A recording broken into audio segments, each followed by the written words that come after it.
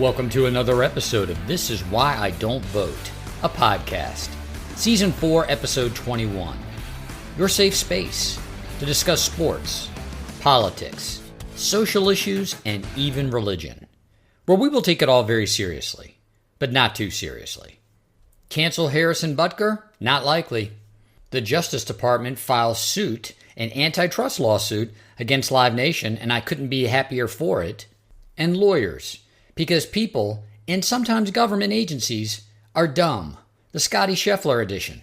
Thank you for all of my loyal listeners. I appreciate you, each and every one. If you're new to the podcast, please like, subscribe, thumbs up, 5-star.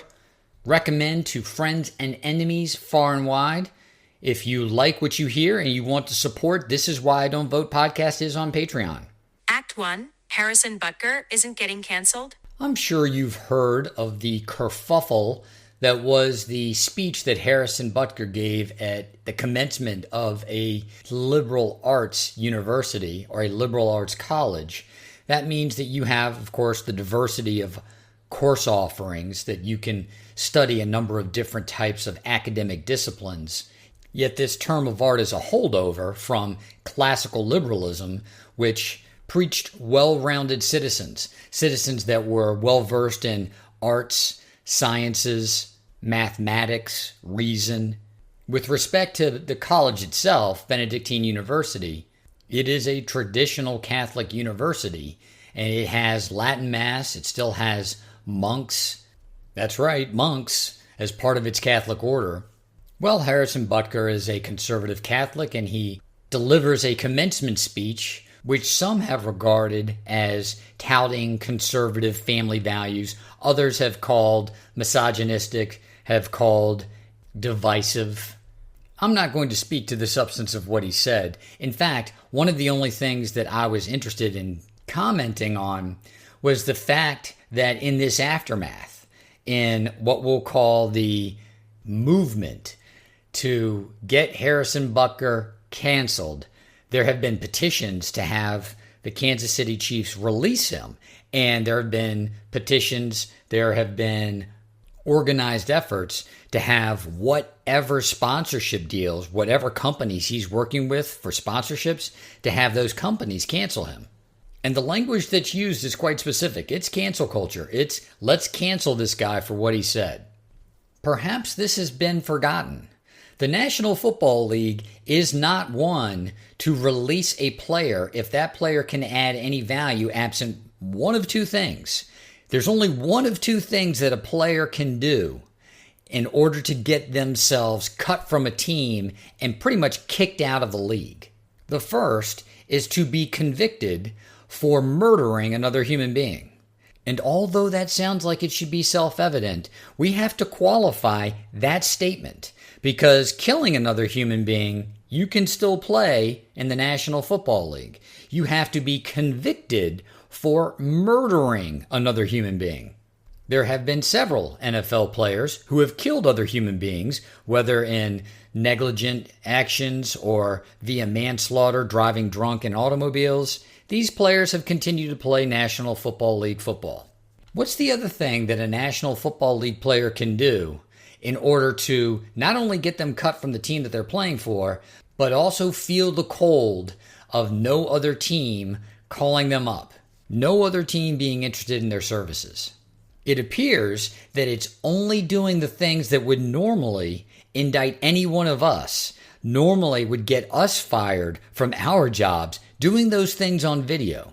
Beating a woman, beating a dog, racial or homophobic slurs, brandishing weapons. I was going to have 3. I was going to throw in gambling as well, but I couldn't remember if someone had been banned from the NFL for life for gambling. I know there are people who've been suspended for gambling. I don't believe there's anyone been banned for life for gambling. We only need to be patient. We only need to be patient for that one. That's coming. That train's coming. So let's see. Did Harrison Butker get convicted for murdering another human being? No, he didn't. Did Harrison Butker go on video and beat his wife, beat a dog, or make any kind of racial or homophobic slur? No, he didn't. Now, many people are questioning some of the things that he said, whether or not they were indictments against different groups. That wasn't the standard that I set forth, was it? It's going on video and making a racial or homophobic slur. And to be clear, this is not my standard. This is the NFL standard. Frankly, if the player is good enough, they might be able to get away with going on video and making a racial or homophobic slur, or even brandishing weapons. The marginal player, no, not at all. And that is the point of this segment. Harrison Butker is not a marginal player. Although he is a kicker, and kickers do often fall into that ridiculed category, they are often regarded as interchangeable. Harrison Butker has the second highest field goal percentage of any kicker in the history of the National Football League, second only to Justin Tucker, who may be the greatest kicker in the history of the NFL. In the Kansas City Chiefs' run to the Super Bowl in the year of our Lord 2024, Harrison Butker in the playoffs, he had 11 field goal attempts and he made 11 field goals. Let's see, what's the percentage on that? Oh, I can do that math. It's 100%, including the field goal that won the Super Bowl. There may be a tongue lashing behind closed doors. There may be a fine. There may be no action at all. One thing that won't happen, the Kansas City Chiefs are not going to be cutting, are not going to be canceling Harrison Butker. Act 2, Break Up LiveNation. I have never been to Europe. I've never been to Asia. I have not been anywhere in South America or Africa. I have traveled all over this country, these great United States, to go to sporting events and to concerts. I like the live event.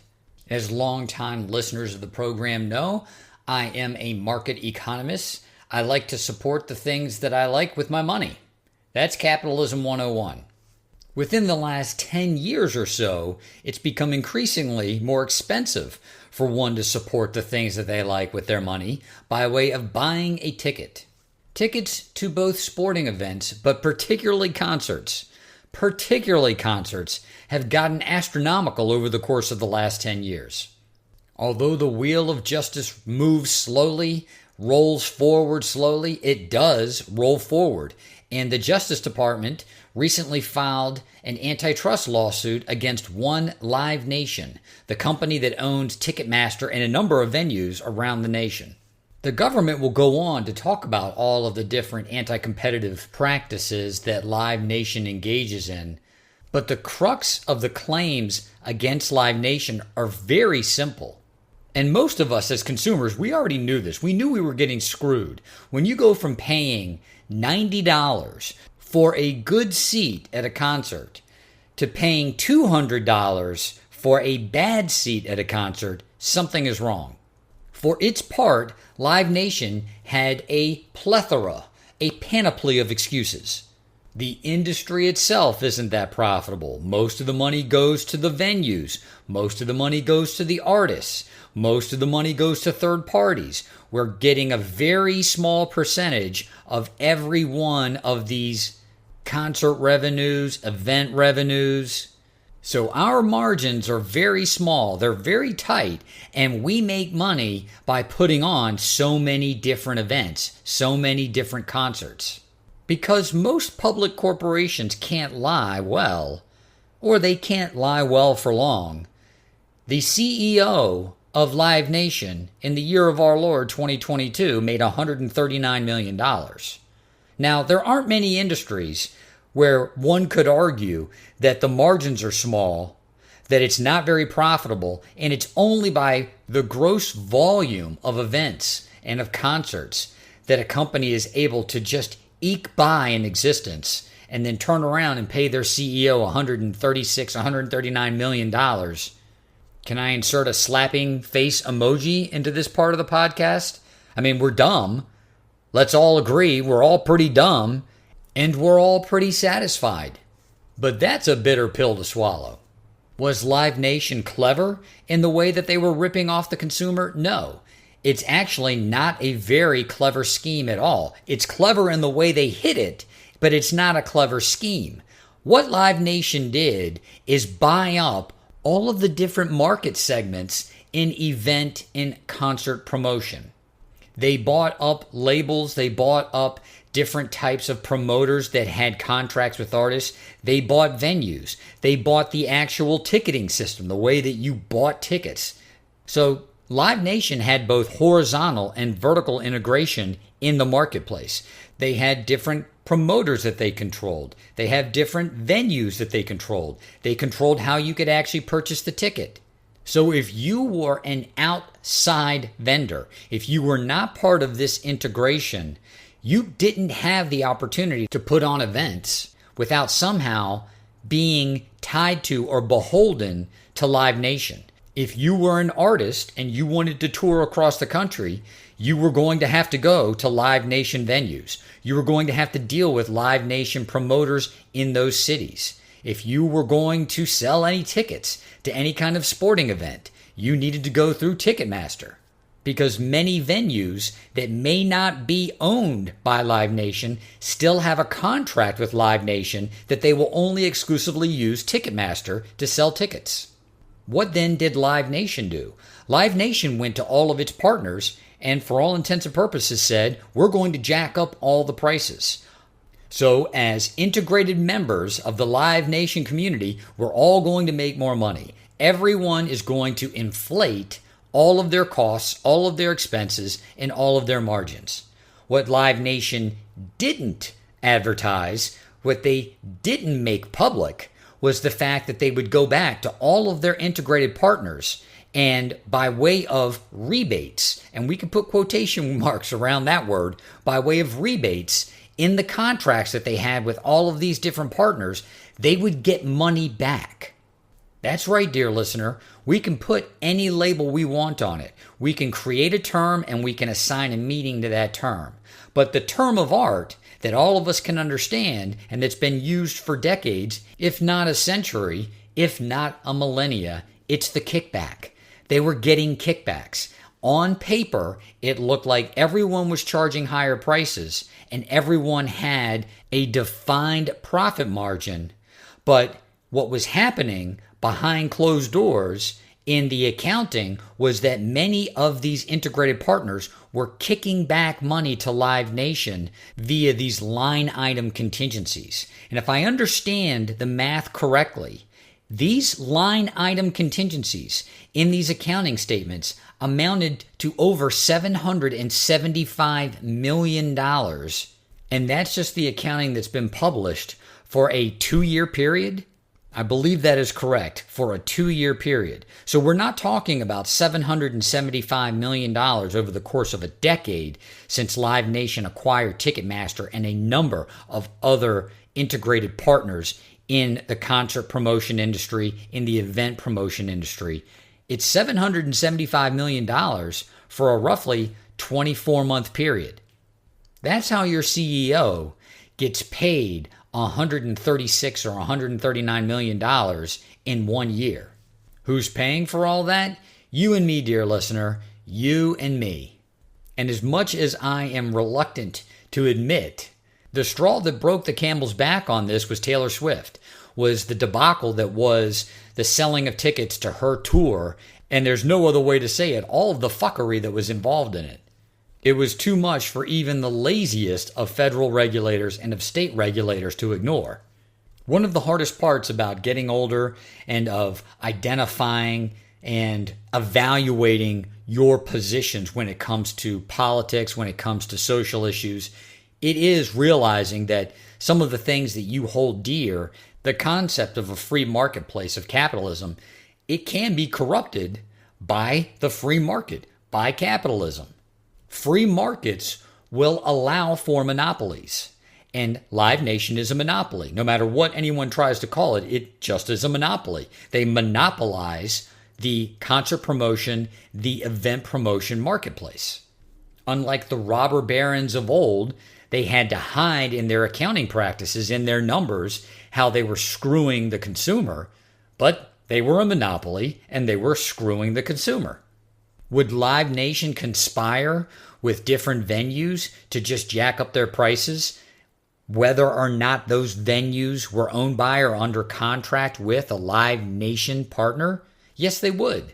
Of course they would.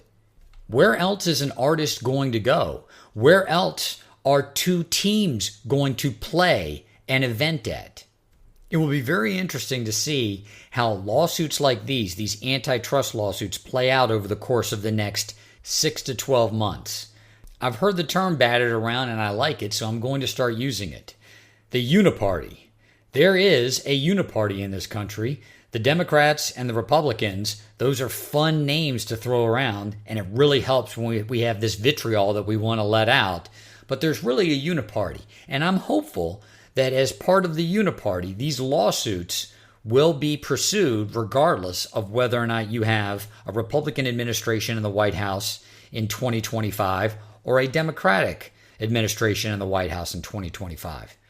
I would like to continue to go see concerts, and I'd like to see them all over these great United States. I'd like to continue to go see sporting events, and I'd like to be able to go see them across these great United States. I'd like to be able to spend less on the ticket to the event than I am on the actual airline ticket. That's a whole other segment that I've touched on in the past, that our airlines are no more really than financial market players, hedge funds, and that they're not really good at flying those planes, and they certainly aren't good at getting you from point A to point B in an efficient, affordable manner.